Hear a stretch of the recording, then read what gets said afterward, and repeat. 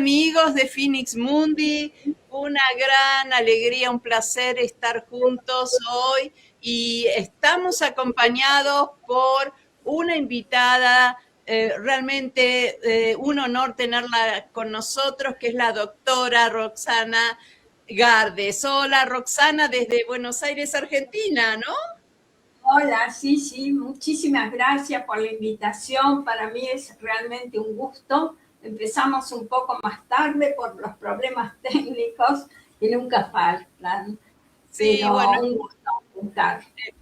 es así en este medio, pero bueno, acá estamos contentos de poder hablar de un tema que, bueno, se las trae históricamente y que pareciera que, bueno, en estos tiempos, en nuestros días, adquiere también otra significación, que es el tema de las colonias, el tema de los líderes dictadores, ¿no? Y bueno, la profesora Roxana Gardes es una especialista en este tema y hoy la tenemos con nosotros, lo cual es un gran placer y gusto, ¿no?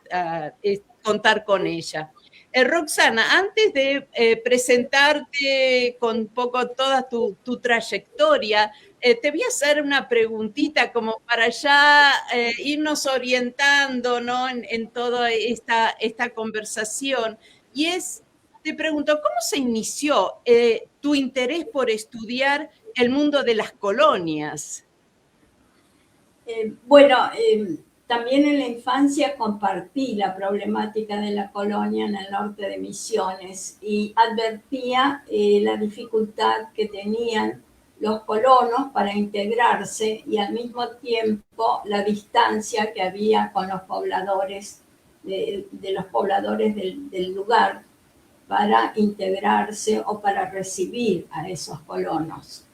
Pero lo que más me interesó siempre fue la historia. Por eso, justamente mi tesis la hice sobre narrativa de fuente histórica, porque creo que ese diálogo dialega está ahí. Es decir, yo cuando hablo de dialéctica me refiero a este término del griego dialega está ahí, que es el poder mirar, reflexionar sobre lo afirmado y luego ver si no hay una contraversión aceptable, es decir, una disyunción inclusiva. Y bueno, este tema también lo viví por la cercanía con el Paraguay en un momento de mi infancia. Bueno, así que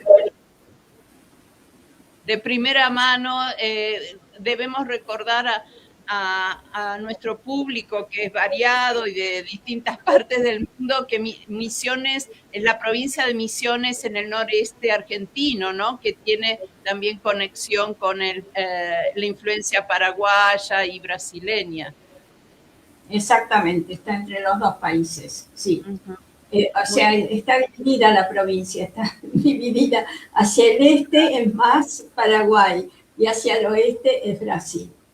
Y vos estuviste más del lado influido por Paraguay. Sí, por Paraguay, sí. Interesantísimo. Bueno, vamos a presentarte muy brevemente porque la trayectoria de la profesora Gardes obviamente es muy extensa, pero vamos a destacar que nació en Buenos Aires, Argentina, es profesora en letras por la Universidad Nacional de La Plata, Argentina, y doctora en letras modernas por la Universidad Nacional de Córdoba, también de la República Argentina.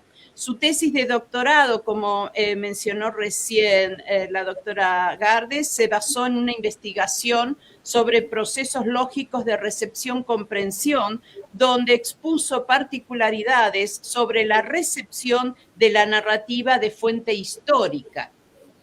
Con gran experiencia docente y en investigación, la doctora Roxana Gardes estuvo a cargo de cátedras en la Universidad Nacional de La Plata, además de ser responsable en la Universidad Nacional de Misiones de la planificación del área de teoría y metodología de la investigación y de participar en el desarrollo de los programas de la licenciatura y profesorado en letras.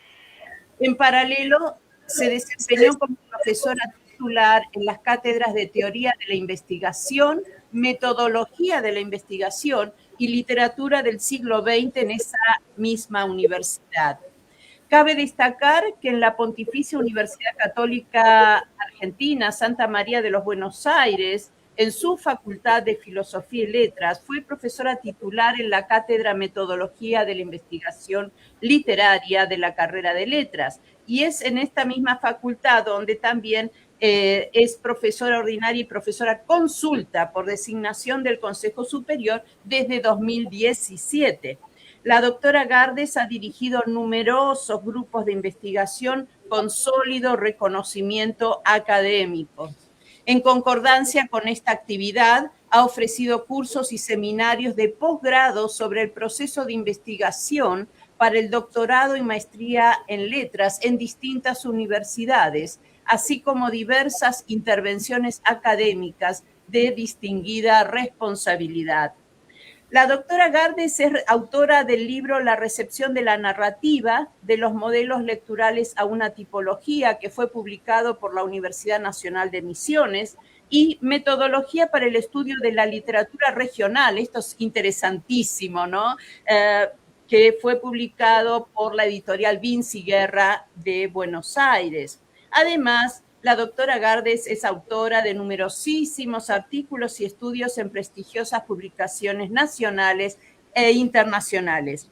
Y finalmente quiero destacar que es miembro de la comisión directiva del prestigioso y nuestro tan querido Centro de Estudios de Narratología de la Argentina, y que valga agregar que se está organizando el 12º Simposio Internacional para 2027, y desde acá, desde este podcast, los vamos también a tener al tanto del avance de la preparación de ese simposio. Así que bueno, Roxana, te pregunto, ¿quién es? Vas a hablar de Roa Bastos, autor de Yo, el Supremo. Entonces, para iniciarnos, señor productor, ¿podrá poner la primera imagen? Porque ahí tenemos primero un libro, el libro que publicó la doctora Gardes, Gracias, sobre la recepción de la narrativa, que nos puede dar posiblemente el primer pie para escucharla hablar sobre Yo el Supremo. Entonces pregunto, ¿quién es ese Yo el Supremo del título de esa magistral novela de Roa Bastos? Y Roxana, te pregunto también por adelantado, ¿qué aspectos más sobresalientes te interesa destacar de esta novela? Avisamos al público, la profesora es especialista en Roa Bastos y en esta novela, así que te escuchamos muy atentamente. Bueno, en primer lugar, en esa obra, La recepción de la narrativa, yo estudio otros autores, además de Roa Bastos, pero me pareció que la culminación es una culminación, Yo el Supremo, una obra magistral. Roa Bastos, también El Hijo de Hombre, que está incluida en el estudio allí, se propuso como un programa, crear una literatura que significara, al leerla, un diálogo con la memoria simbólica. Es decir, que al leer se rescataran esos núcleos primigenios de la cultura propia, una cultura olvidada o muchas veces no presente en la literatura ni en la historia del momento. Ese programa Roa Bastos lo llevó a cabo en toda su obra, es decir, rescatar la memoria simbólica. Esto es la intrahistoria, escribir por debajo de la historia oficial y aquellos núcleos que son importantes en esa resistencia del país en su propia cultura, en su propio mundo simbólico. Por supuesto que la figura central de Yo el Supremo es la figura histórica de Gaspar Rodríguez de Francia, el artífice de la independencia del Paraguay, el artífice intelectual de la independencia del Paraguay. Perdón, sí. Tenemos una imagen que se relaciona con este personaje histórico que nos has alcanzado. Señor productor, si la vemos, por favor. Gracias.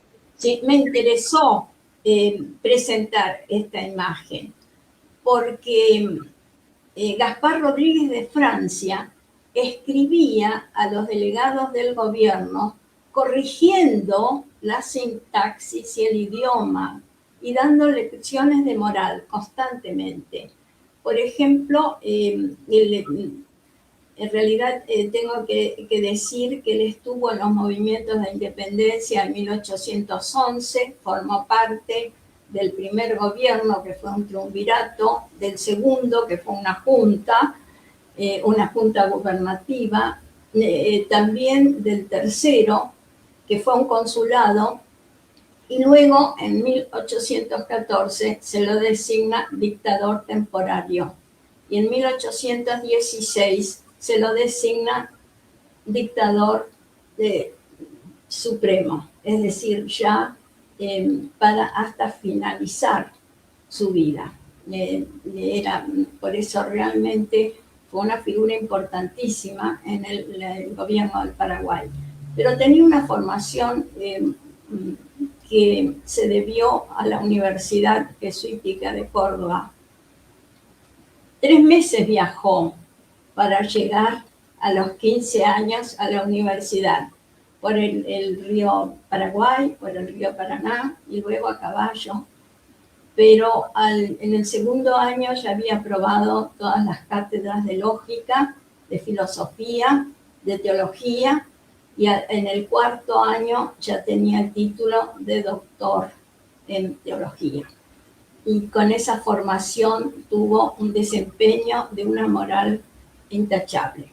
Es decir, por ejemplo, un alférez portugués le envió un regalo y él se lo devolvió al delegado de gobierno y le dijo que seguramente el alférez no podía saber lo que era el dictador supremo de un país, y que él en esa condición de ese alto empleo no podía recibir ningún tipo de reconocimiento, ese tipo de regalos o de reconocimiento.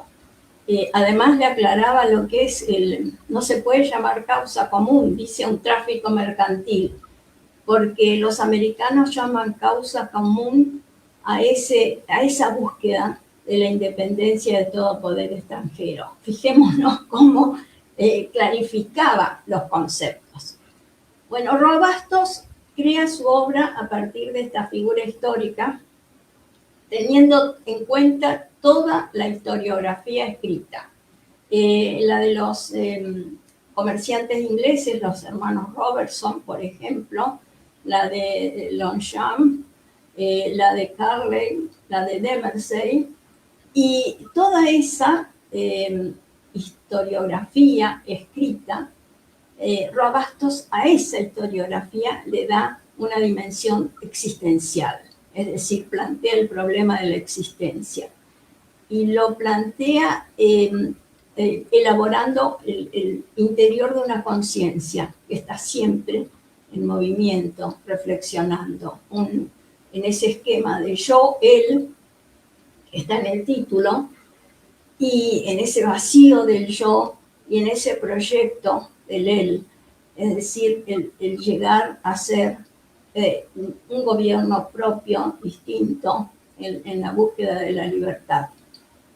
Creo que ese es el centro, el núcleo, pero en una estructura realmente magistral, porque es un discurso en distintos niveles, una enunciación en que hay un compilador, acopiador, dice Roa, a partir de un pasquín, es decir, de un panfleto falso, en el que el Supremo decide cómo tienen que ser o da las indicaciones de cómo tienen que ser sus honras fúnebres, es decir, como previendo su muerte.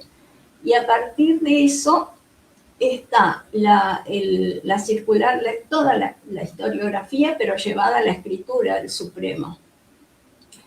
En su circular perpetua, que es el conjunto de disposiciones que hace, en un diario íntimo y en los diálogos que hace, pero trasladados a la escritura, que hace con su secretario, Sancho Patiño. En la realidad era Bejarano. ¿Qué es lo importante? Por eso yo dije, Dialegue está ahí. Que cada una de estas expresiones en la escritura tienen una contraparte. Es decir, la misma circular tiene las disposiciones posibles que dan los historiadores. El cuaderno de él, su cuaderno privado, es decir, su diario, también tiene una contraparte hacia el pasado, lo que pudo haber sido, es decir, siempre esa quimera, esa utopía y esa realidad que estaba allí presente. ¿Cómo logra este juego? Enuncia una pluma que es la lente recuerdo, una especie de dispositivo de espejos que van refractando constantemente la escritura, es decir, que es una escritura que va hacia atrás y hacia adelante, en avance y retroceso constante. Y allí es como él puede poner esa memoria simbólica, porque las disposiciones del Supremo, cuando él daba las órdenes a los delegados o a quienes son los oficiales de allí, se las daba en guaraní. Es decir, él inserta el idioma propio, el guaraní. Pero tal vez lo más importante es que esa paradoja de que Roa no renuncia al legado cultural de España y al lenguaje, por supuesto. El diálogo que constantemente tiene con su secretario en parataxis, es decir, acá se da mucho la parataxis, no hay realmente marcas de quién habla, sobre todo en este diálogo. Nos damos cuenta porque es más coloquial el lenguaje del secretario y por la cantidad de refranes, que recordemos que esa era la característica de Sancho en el Quijote. Entonces le recrimina la cantidad de refranes. Esto que puntualizás, perdón, Roxana, sobre la conexión con el Quijote, Sí. es muy fuerte, ¿no? Ese texto, ¿no? Ese subtexto de alguna manera que está. ¿Podés darnos algún ejemplo? ¿Tendrías para ilustrarnos una lectura? Sí, acá lo dejaría para la otra obra donde también aparece el Quijote, que es Virginia del Almirante, que es la obra de homenaje a los 500 años de colonización. Pero aquí lo importante es que al nombrar el Quijote, en el acontecimiento del texto, es decir, en la lectura, el lector inmediatamente repone la contraparte. Es decir, bueno, si está Sancho, también el Quijote. Y en ese ideal de justicia, y se ilumina la figura de este dictador, porque se lo ve en esa lucha constante. Tenemos que recordar que Gaspar Rodríguez de Francia estuvo constantemente invadido por Artigas, es decir, estaba en lucha constante, y después cuando Artigas le fue mal, ya se refugió en Paraguay y lo respetó totalmente. Pero esa imagen del ideal de justicia y de paz, como quiere Quijote, ¿no? La edad de oro para él es la edad donde las armas iban a ser para la paz y las letras para la justicia. Y Cervantes quiso venir a América y tuvo de América la idea de que era el último reino de los caballeros andantes, es decir, ese ideal. Pero volvamos a esa dialéctica entre lo que Robastos, juntamente con Bartomeu Meliá, el doctor en antropología, sacerdote jesuita, instalado en Asunción, a pesar de que era de Barcelona, escriben los varios, entre otros, las culturas condenadas. Es decir, ellos sienten que les falta ese mundo simbólico propio. Por eso yo también quise indagar un poco la base de esta invasión cultural. Y tomé las cartas anuas de los jesuitas, que es el documento de la primera parte, es decir, cómo fue invadiendo, podríamos mostrar. Sí, por favor, señor productor, si podemos pasar a la próxima imagen, acá tenemos ejemplos, ¿no? Por favor. Claro, aquí está la primera de las cartas, es la de 1615, pero es la primera que se ha conservado, en realidad es la octava carta. Tenemos que decir que los jesuitas se instalaron en América cuando había en España una crisis de conciencia con respecto a la conquista. Esto es la discusión sobre los justos títulos, porque recordemos que una bula papal de 1493 le dio a Fernando el Católico la posesión de las tierras que él descubriera. Entonces la discusión era si la autoridad eclesiástica podía tener también autoridad civil como para otorgar esas tierras. Y por otro lado, después el requisitorio, que un poco después, esta vez en 1514, obligaba a los habitantes de América, a los habitantes de estas tierras conquistadas, a obedecer al rey y también a entrar en la religión católica.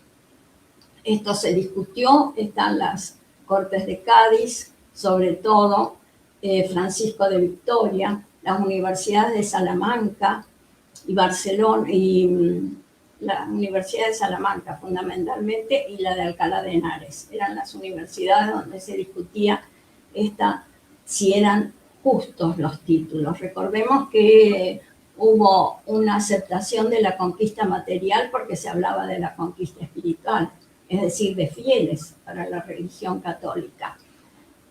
A pesar de que los jesuitas ya tuvieron la autorización para instalarse en 1566, recién llegaron a Perú en 1580, y al virreinato del Río de la Plata llegaron un poco después, entre 1607 y 1608, y dividieron ese virreinato en dos provincias, una la del Río de la Plata y otra la del Paraguay, Chile y Tucumán, que es a la cual pertenece este informe, que es la Carta Annua, porque los jesuitas debían informar anualmente de toda su acción.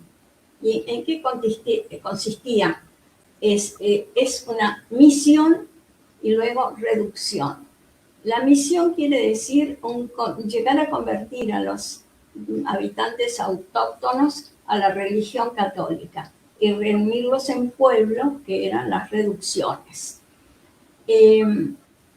Fijémonos y tengamos presente ese diálogo potencial entre el español, el idioma español. Vinieron jesuitas de padres de todos lados, pero usaban el español y también el latín. Y el idioma autóctono. Primero, Carlos V, en la época de Carlos V, se había dispuesto que se enseñara en español, se enseñara la doctrina a quienes querían. Pero luego se dispuso en la época de Felipe II que los sacerdotes debían aprender el idioma indígena. Entonces los padres levantaban vocabularios, decían ellos, que era recoger distintas palabras e ir anotándolas, pero fuera de contexto. Y ese diálogo entre los sacerdotes y los posibles fieles era sumamente difícil. Esto está visto en las cartas. Esta carta que consideramos la de 1615, que es la octava, porque la provincia se había creado ya en 1607, pero es la primera que se conserva. Está escrita por Pedro de Oñate e incluye las cartas de Roque González y de José Cataldino, que estaban en distintos lugares, porque ellos debían informar de un espacio de 1000 leguas, y ya en ese momento 9 reducciones, 6 colegios, entre los cuales estaba el de Córdoba, otro, Santiago del Estero, Tucumán, en fin, y 3 residencias. La escritura de estas cartas es siempre el recorrer el espacio simbólico. Ellos escriben con citas del Antiguo Testamento, del Nuevo Testamento, con los ejemplos de los primeros evangelistas.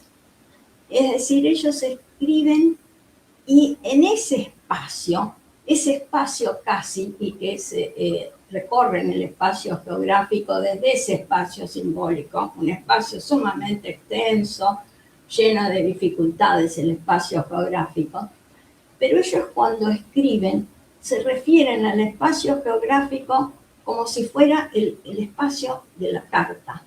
Estamos llegando a la nona, dice, la novena reducción. Lo que quiere decir es que la escritura está por tratar el tema de la novena reducción. Hemos dejado ya la reducción de la Caraí. Bueno, ¿qué quiere decir eso? Que en la escritura, es decir, y es una escritura también donde hay bastante parataxis, es decir, no sabemos, una especie de estilo indirecto, donde de pronto el padre transcribe lo que dijo el padre de la reducción, que a su vez puede transcribir lo que le dijo un indígena, en qué idioma. Por ejemplo, recuerdo que un padre estaba en su oración y escuchó la voz Casale como un mensaje.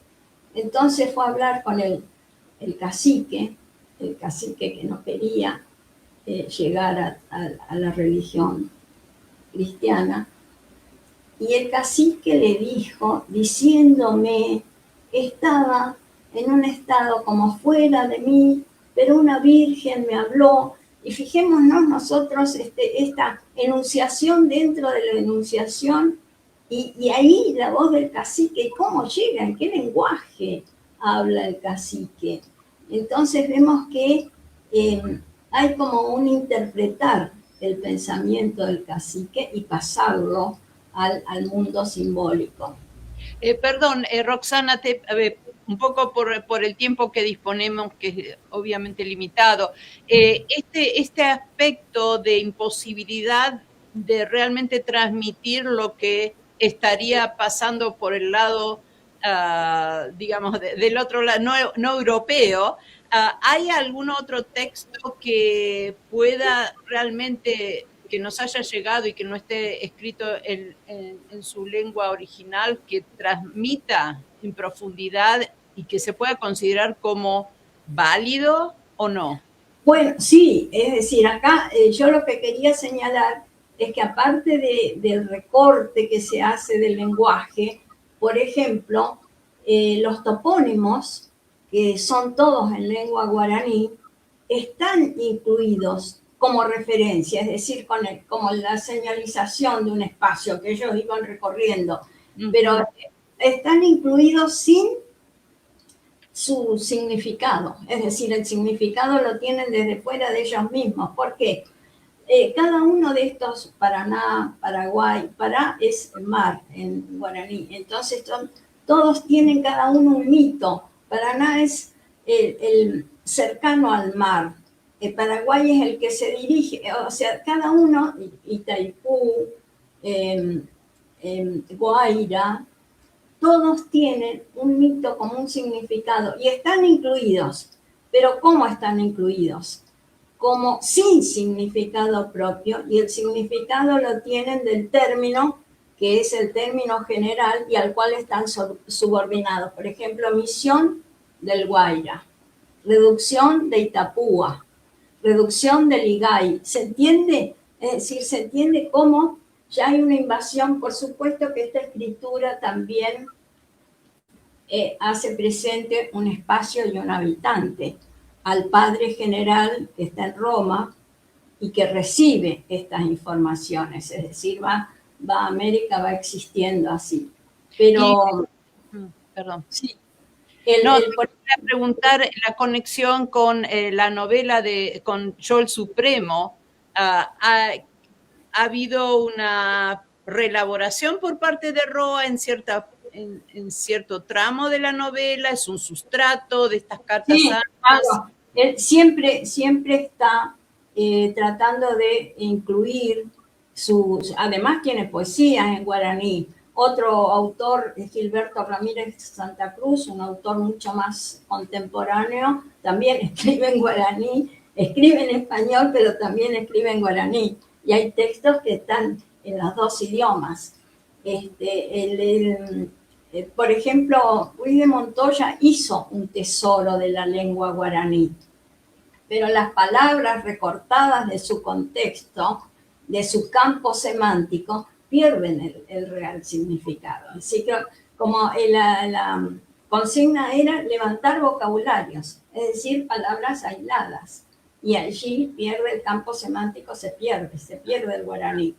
Pero después hubo intentos de llevar a la lengua a la grafía. Eso un poco más adelante lo voy a referir, si te parece, o ya lo agrego.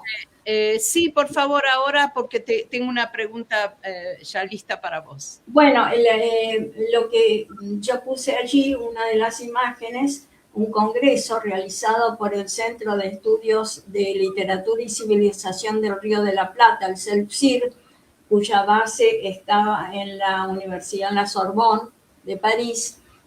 Allí el embajador de Paraguay, Valeiros Aguirre, llevó ya en épocas de cuando era presidente Basmosi, llevó el proyecto de una gramática del guaraní, es decir, llevarlo a la grafía, ya más actual, ¿no? Y se hizo esa gramática, sí. Perdón, ¿podemos, señor productor, pasar a la próxima, donde están las tapas de estas publicaciones? Gracias. Bueno, aquí Estudio Áurea, por ejemplo, aquí es en el marco de los 500 años, por supuesto los estudiosos de la literatura del siglo de oro aceptaban todos los estudios sobre la literatura de América. Yo ahí llevé justamente a esa manifestación el homenaje que hace Roa Bastos, y por eso yo digo la paradoja, porque Roa Bastos escribió Vigilia del Almirante como homenaje a los 500 años. En Vigilia del Almirante él se instala en el acto fundacional de las Crónicas de Indias, es decir, él toma el diario de Colón, que fueron varios estos diarios, pero de los viajes, ¿no? De cada viaje Colón daba cuentas, informaba en ese diario, pero a su vez está toda la literatura anterior con respecto a América y todas las crónicas posteriores hasta la historia que hizo Hernando Colón, el hijo de Cristóbal Colón, y que hizo sobre su padre. Es decir, hay también una enunciación así policéntrica, hay distintos centros, y por un narrador que va contando el final de la vida. Colón hasta estuvo prisionero inclusive y llega a España nuevamente a tratar de convencer a la reina de otro viaje para el oro, en fin.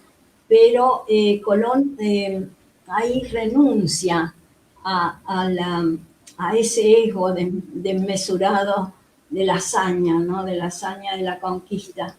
Ya no renuncia a su imagen de descubridor, de almirante, había sido virrey, y está en esa negación está tratando de encontrarse a sí mismo fuera de esa gran hazaña. Y ahí sí vemos realmente cómo en esa negación, en esa búsqueda de sí mismo, en esa autenticidad, vemos cómo la escritura se va dando imágenes del libro de Cervantes. Es decir, ahí va instalando el Quijote.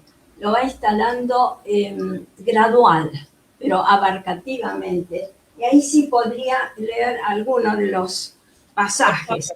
Por ejemplo, dice, en un lugar de la Liguria, de cuyo nombre no quiero acordarme, y es en un lugar de la Mancha, de cuyo nombre no quiero acordarme, y luego de complexión recia, seco de carnes, cara alargada y enjuta, y luego en la escena, una de las escenas finales, que es cuando llaman al sacerdote para la extremaunción, el cura, dice, verdaderamente se muere y verdaderamente está cuerdo este que fue loco, caballero navegante.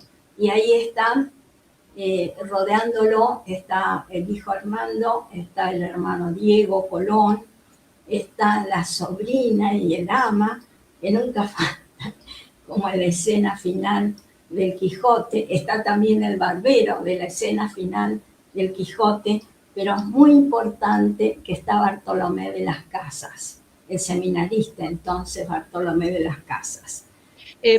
Perdón, te pregunto, hablando de las casas, de Bartolomé de las Casas, que bueno, lleva un poco la insignia de haber sido capaz de reproducir realmente el espíritu, lo que ocurría en el mundo indígena de aquel entonces. ¿Estás de acuerdo con ello?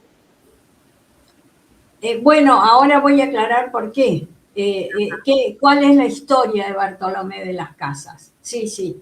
Brevemente, por favor, por el tiempo. Gracias. Bueno, pero termino con la cita. Bien. Con la cita.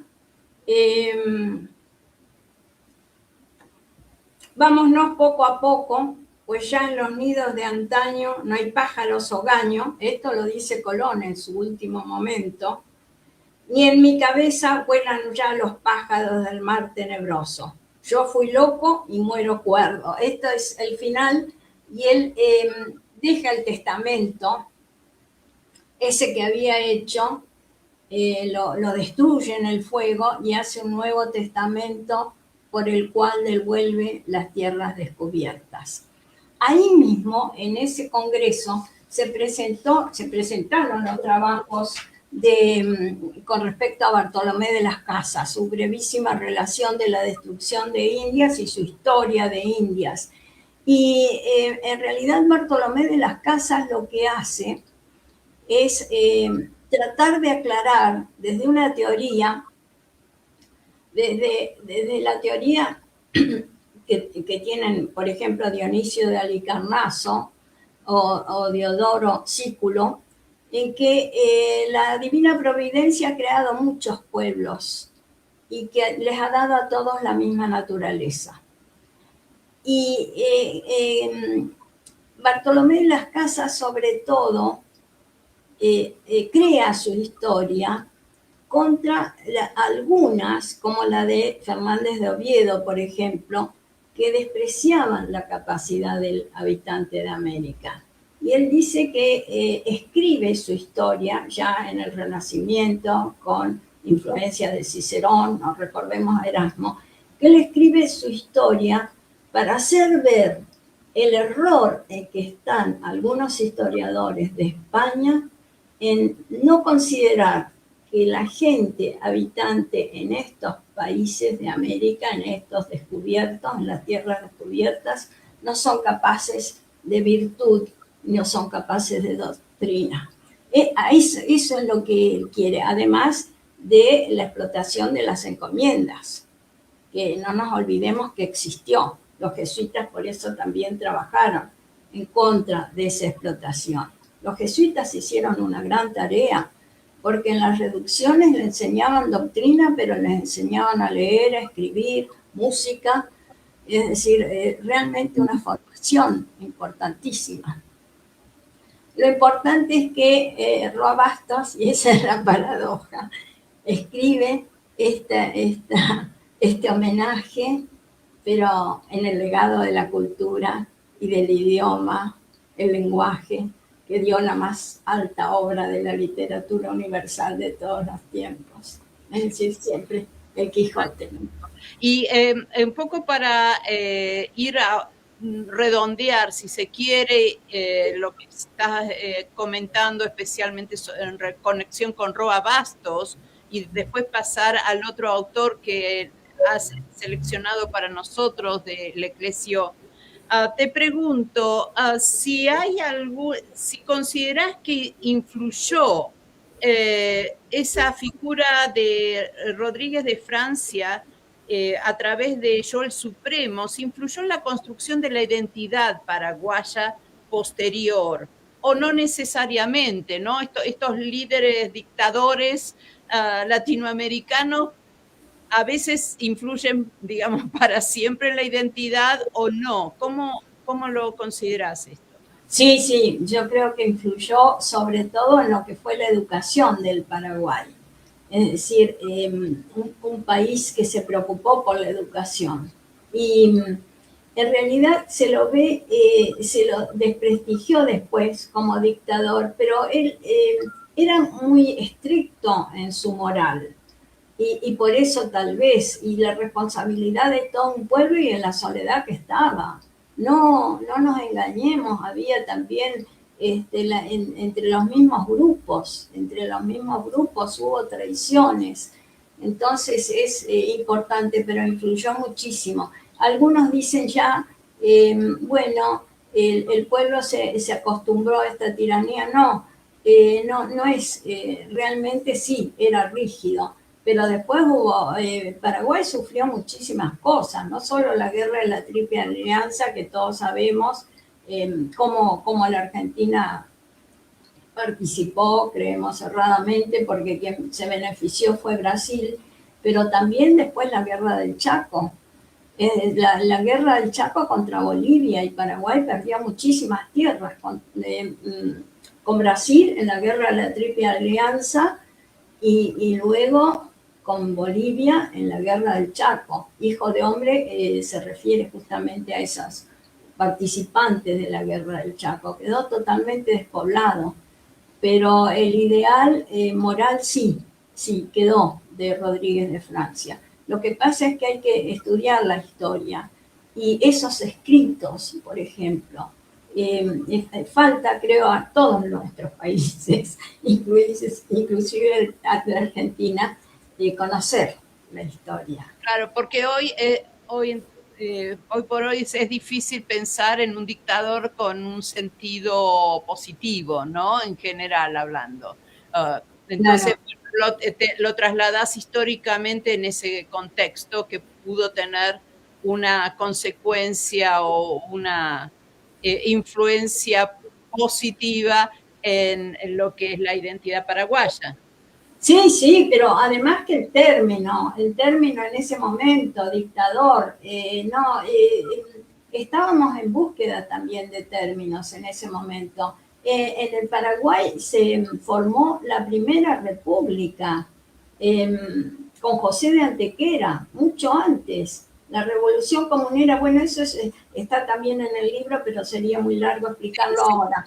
Es decir, para dirigirnos al Leclésio, que nos va quedando menos tiempo, y aunque sea plantearnos por qué propusiste, si vamos, señor productor, a la próxima diapositiva, ¿por qué propusiste detenernos en estas dos? Acá otra vez la problemática de la colonia, pero vista también desde quienes sufren la colonización. Por ejemplo, en el Buscador de Oro ya se dan las dos líneas, las dos ideologías de la colonización. Una primera ideología, que creo que de ella participaron mi abuelo, que se instaló en la Argentina, en que se pensaba que el ir a un lugar de menos cultura, y así se lo consideraba, era llevar civilización. Es decir, la colonización sería sinónimo de llevar una civilización más adelantada. Y esto se da en uno de los personajes marcados en El Buscador de Oro. Pero luego hubo también la otra ideología, que fue la ideología de ir a las tierras para hacer dinero, por la parte económica. Y en ese sentido me parece la obra muy importante porque él escribe como una biografía, que es Alexis Le Petan, habla del padre que había puesto toda su fortuna, la había empeñado para crear una central eléctrica que diera luz a todo el lugar. Estamos hablando de las Islas Mauricio y de la isla Mauricio y de las alrededores mascareñas. Y bueno, un ciclón destruyó totalmente esa central nuclear y el padre quedó en la mayor miseria. Tuvo que emplearse en una oficina del tío Ludovico. Perdón, central eléctrica, ¿no? Una central eléctrica, sí. ¿De qué dije? Nuclear, por la duda. Ahora, nucleares ya están. No confundir. Sí, gracias. Me adelanté en el tiempo, era eléctrica.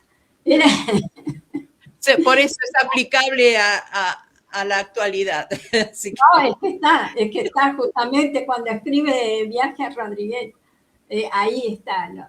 Bueno, y en cambio el tío Ludovic se había dedicado a la explotación de la caña de azúcar y a la explotación de los habitantes del lugar en ese enriquecimiento. Y él le dio un puesto en una de sus oficinas, pero el padre muere al poco tiempo en ese esfuerzo, en esa desilusión, y Alexis va a la isla Rodríguez a buscar un tesoro que el padre tenía señalado en unos papeles, en unos informes y en unos mapas, según él, de un corsario, de un pirata de 150 años atrás. Entonces va a la isla Rodríguez, se queda en la isla prácticamente 30 años, solamente interrumpe para participar de la guerra del 14.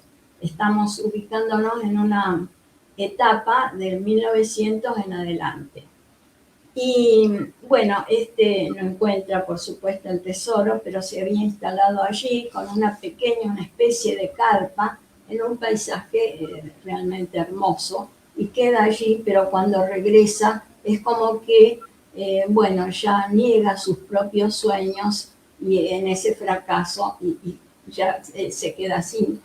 Y en el viaje a Rodríguez es como un metatexto con respecto a El Buscador de Oro, porque es el mismo escritor que en primera persona, pero ya es el nieto, que escribe, que viaja a Rodríguez para tratar de entender al abuelo, qué había hecho, para qué había ido, para qué se había quedado 30 años en ese paisaje, en ese lugar, solo, porque los habitantes del lugar, los manaf, solamente los observan de lejos.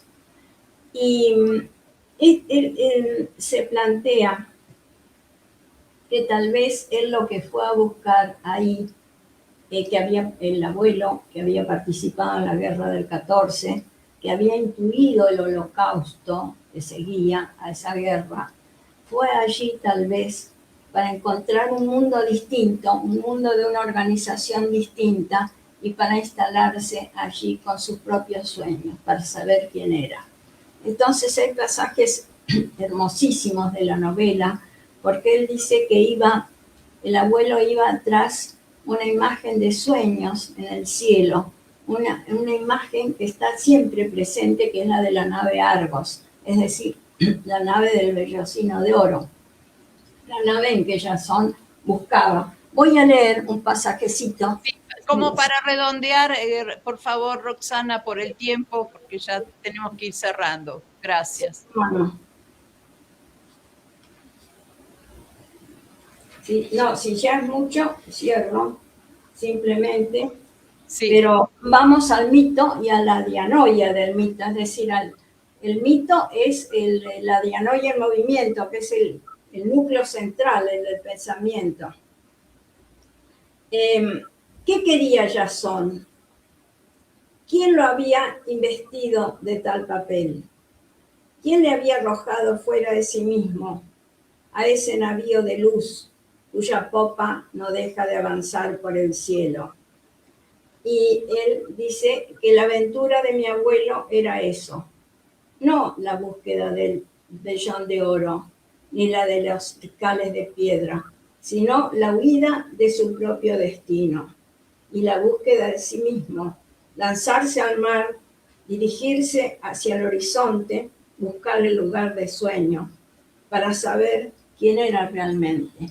Es decir, esa es lo que marca como el inicio de todas las aventuras, ese buscar, ese saber quién es. Y en ese destino lo comparte el narrador, que ahí dice, él fue el que escribió El Buscador de Oro, y lo escribió en primera persona, que le costaba mucho la forma autobiográfica.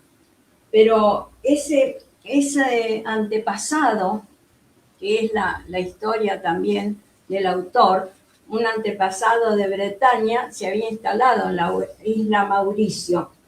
Y este narrador dice que en búsqueda de ese antepasado, después de eso también le llega a él, porque es para todos los de esta rama el comienzo de la inestabilidad, de lo precario. Me concierne también, pues a ella debo haber nacido lejos, haber crecido separado de mis raíces, con un sentimiento de extrañamiento, de no pertenencia. Es decir, así esa situación del que va y que se acentúa en el africano, que sugiero que la lean. Sí, es una obra magnífica la del Eclesión. Sí. O Urania, que es la creación de ese país de ensueño. Y él dice, pero él reconoce que este país no está hecho para los hombres. Es decir, no es para los hombres. Y entonces nos remite a ese lenguaje críptico que ha creado el abuelo. Y en el centro de ese lenguaje dice, bueno, ¿cuál es la clave para entenderlo? Y el anillo de Salomón, el hijo de David, en el anillo de Salomón, en el centro él encuentra una clave, que es la palabra Dios. Y se tenía razón mi abuelo, porque el hombre no comprende este mundo que ha creado. Debe haber una razón anterior, una causa que el hombre no llega a comprender. Y las imágenes acá preciosas, y las estrellas, en las estrellas están los sueños, las estrellas reflejan nuestros sueños, y en este momento dice, esto lo dice en el momento que se han instalado allí bases nucleares, es decir, no como lo dije hoy, sino en el momento que le escribe Rodríguez, está la obra de 1986, ¿no? El Buscador de Oro. Bueno. Muchas gracias. Quisiéramos seguir escuchando más de toda tu erudición dicha con tanta sencillez. Muchísimas gracias, doctora Roxana Gardes, por compartir todo este maravilloso mundo, y dejamos acá planteados probablemente comentarios, preguntas para nuestro público, porque hay temas que realmente pueden despertar un debate muy interesante. Así que los invitamos a nuestro público a dejar sus mensajes, ya sea en Facebook por FECSAM o en YouTube, donde tenemos también nuestro canal. Así que muchísimas gracias nuevamente, doctora Gardes, Roxana Gardes, por estar con nosotros. No, fue realmente un gusto y mil disculpas por el atraso, empezamos más tarde. Está grabado y quedan en todos estos medios digitales. Muchísimas gracias, Alejandra. Y elevo nuevamente la figura de Gaspar Rodríguez de Francia, ¿no? Su ética, la corrección. Muchas gracias. A vos y a nuestro público y a FECSAM Media, al doctor Minervi, que hoy tanto nos ha apoyado en la producción, Daniel Vargas Minervi, por supuesto a Yoli Gutiérrez al frente de FECSAM Media y a Felipe Morales, que está siempre presente en la producción también. Público divino, muchísimas gracias otra vez y los esperamos para el nuevo podcast que se va a hacer en un mes y va a ser con una invitada también desde Buenos Aires, Argentina, y nos va a llevar por otros mundos también fascinantes e interesantes. Chau, chau, gracias. Gracias.